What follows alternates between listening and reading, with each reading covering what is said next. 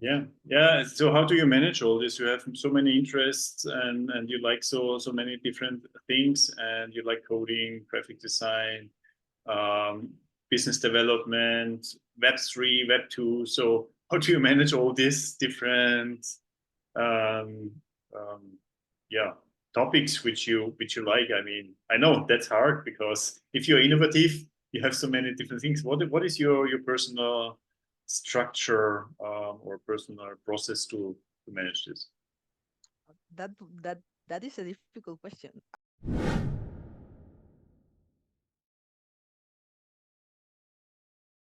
Okay, so welcome everybody to the episode 9 of the Tec-One Stories. It's again the podcast. I'm happy that you come back to my podcasts every week again. And if you like it, please subscribe. So push the subscribe button and follow us also on LinkedIn and on the other channels. Today, I have a very interesting guest again. It's Maria Salcedo from Latin America. She will introduce herself. She has also a very interesting story as a freelancer and as a digital nomad.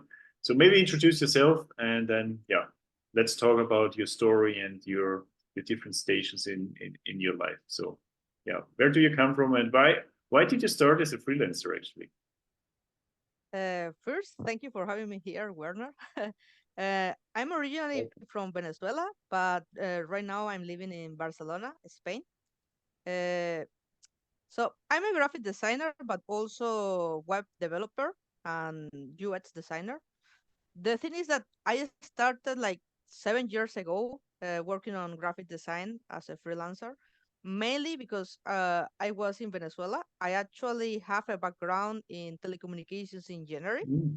Oh yeah. Mhm. Uh, but one of my passions has been always been design and also to the art. So I started at first with digital illustrations, and then when I got some clients, then I started to do like logotypes with graphic design, and then going later with the entire branding, and even later with the web services. Uh, I've been here in Spain for about like 8 or 9 months, and it's been great. I mean, I love the city. I love Barcelona. Yeah, me too. I only visited as a tourist, but Barcelona is a great city. It's very moved, but at the same time, it's very organized. So I really like that part. Mhm. And we did like the opposite thing because you were here in Europe, and then you came to Latin America, Yes, true. and I Yeah. was in Latin America, and I came to Europe. So Yeah, yeah, that's very interesting. Yes. Yeah. Yeah, so you know also coding, so you understand also the technical part of a development project, right? So you know the design part, you know the coding part, and it's always good. I mean, it's always good to focus on one topic, but at the same time, I like these projects where people also understand the other side, right? Particularly in interdisciplinary projects, this is very important. What is your experience with technical people, with business people, with interdisciplinary work? uh, I, So I we have the language issue in Spanish and English, right? But there is also a language issue in terms of background, of educational background.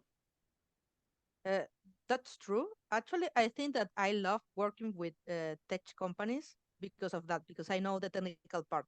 So it's also interesting to work with them because of the project, but it's the project are interesting for me themselves. Yeah. So that's good. Um, on the technical approach, I think it's a really good benefit when it comes to web design because it's easier to do some integrations.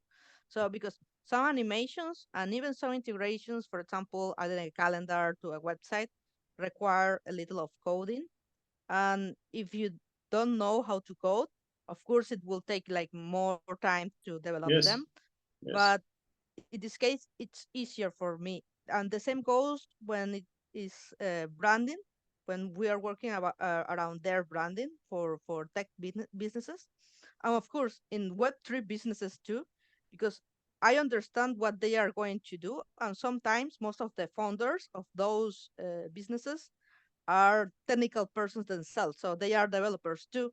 So they speak about their business as developers and not so much as sellers or like they are different types of CEOs. Yeah. So they always talk with that technical perspective, and because I understand it, sometimes the communication can be way easier because of that. Yeah, yeah, that's true. If you experience something, you understand it better. So you experience technology, so you understand it better. You experience the Latin American culture, so you understand it better. You now experience the European culture, so you I understand learned in both. that part. Okay, you're still learning that. What is the most difficult in Europe for you to understand? I think because in Latin America we do a lot of things like pretty informal, and here Yeah, in Europe it's true. more like paper, formal work, and Yes, also like more organizing structures. yes. Yes, the Yeah, Europeans love papers. I didn't know that the Spanish people also love papers. I thought it's only the German-speaking countries and maybe the middle of Europe. But it's interesting that the Spanish are even very European for from the view of a Latin American at least. yeah, Yeah, that's true. On yeah, Latin America, it's more like we can do business word to word, face to face, true. without any paper, and it's possible, and it's way more. It's a lot of there in like day to day basis, Yeah, so and it's this is common. very interesting. Even if we do a lot of online business and the people have their cell phones and their apps and everything, but still, even if you do online business in Latin America, I experienced that you have to meet each other. So the online and the offline business is much more connected than in Europe. At least this is my experience. What is your experience? Uh, I think in Latin America they use social media way more because here in Europe I see that they use a lot of like ads. For example, you Yeah, go on Instagram and you can check a lot of ads yeah, of services and businesses and so on. But in Latin America it's more organic. So yeah. you need That's to true. Yeah, bring those people that people to your business, and then like make them followers.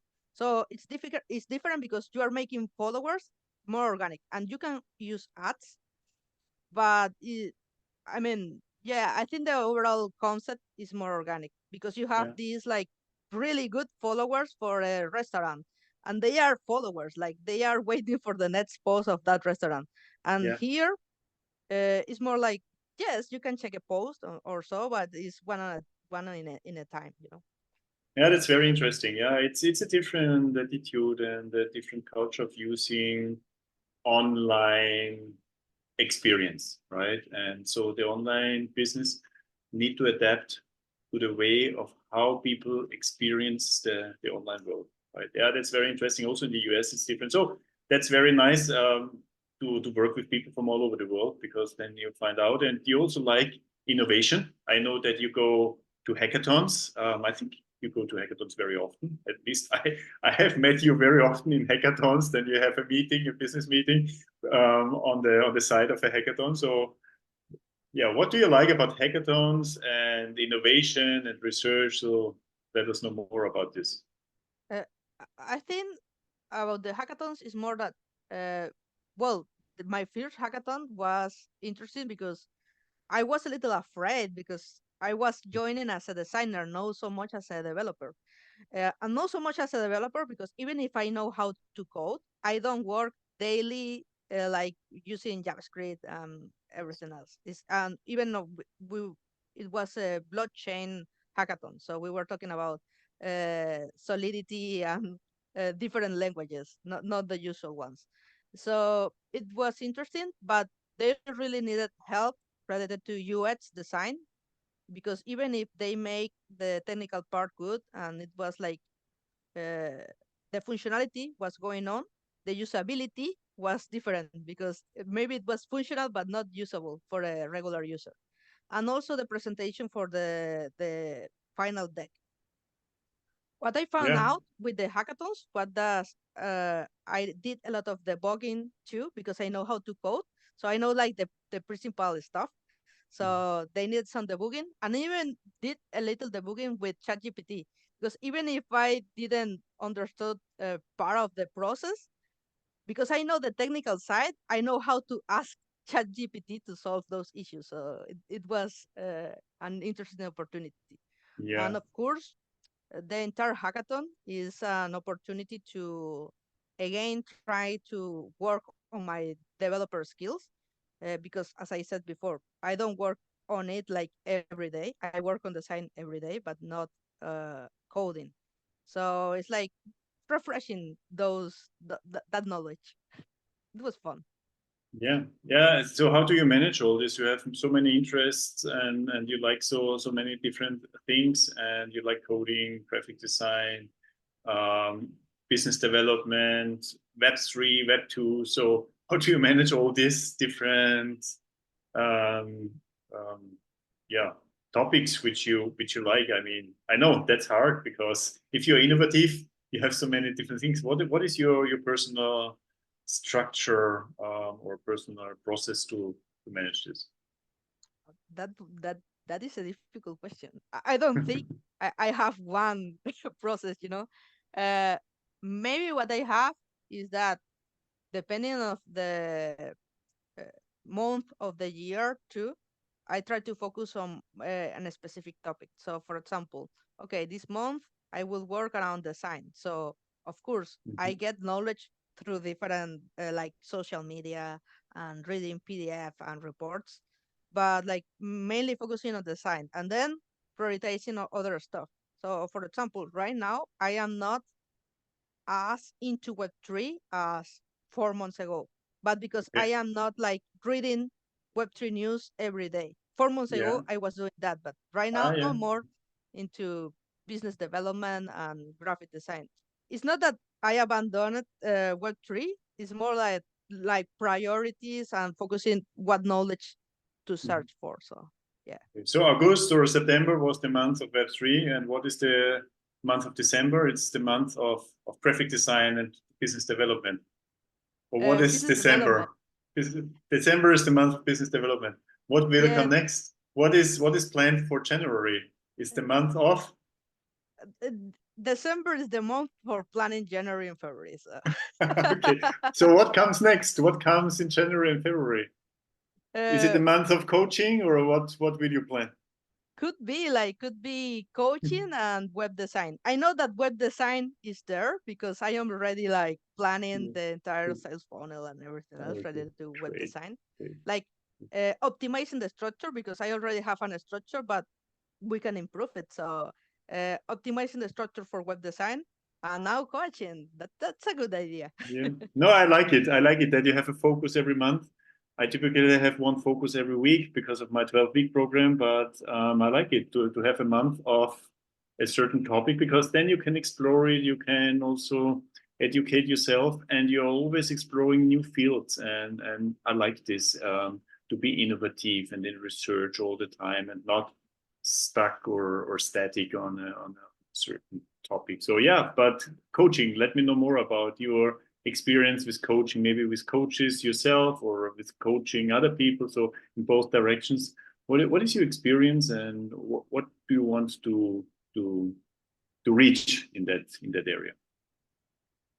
I had uh, a couple of experience around it because I remember that when we were starting with NFTs in Web3, a lot of people wanted to know about it, but they didn't have the technical knowledge.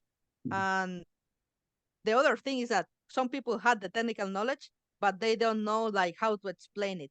And I think one of my like key, uh, it's my thing, is that I try to explain things in a way that it's simple.